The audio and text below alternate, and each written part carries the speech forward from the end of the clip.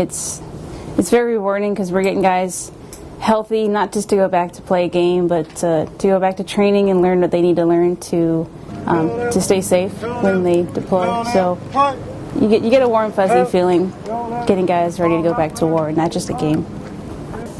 Being in the Warrior Athletic Training Program is very tough. You're getting up in the middle of the night, you're driving here, and you're seeing sometimes up to 75 guys in the morning and doing eval after eval and rehab after rehab.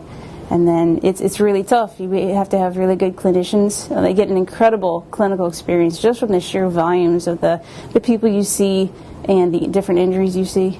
We have guys, age 17 to about 40 years old, all nationalities, different cultures. You definitely get experience dealing with the cultural aspect of it.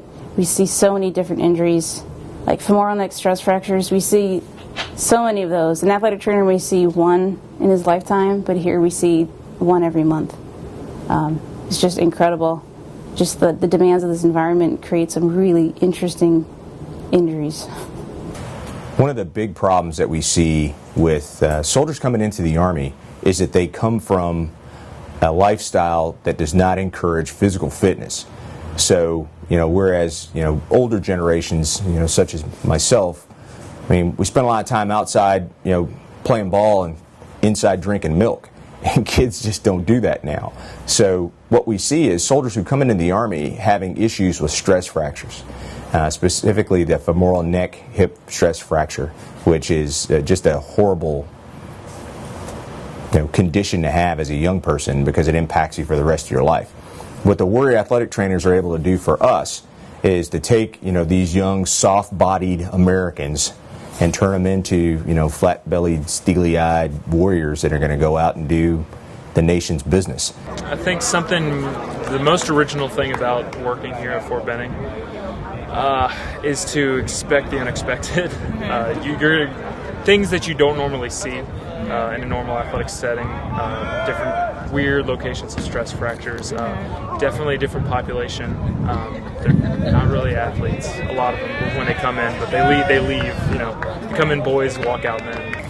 Well, we started out with no athletic training spaces and very little idea of how best to go about what we did. So we took what we knew about working with sports teams, and we came out and we started working with trainees, talking to cadre, learning a lot about how the Army is different from working with sports teams, and from there we adapted. We have developed and built 5 sports medicine spaces here, which are fully equipped athletic training rooms.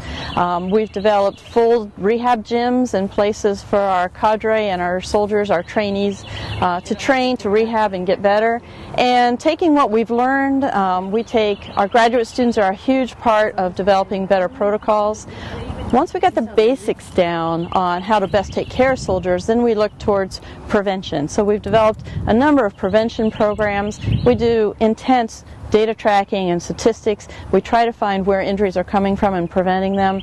And every new crew of graduate assistants that we have, every new crew, the cadre that come through, all have great ideas on how to improve it. So we're constantly evolving, constantly getting better.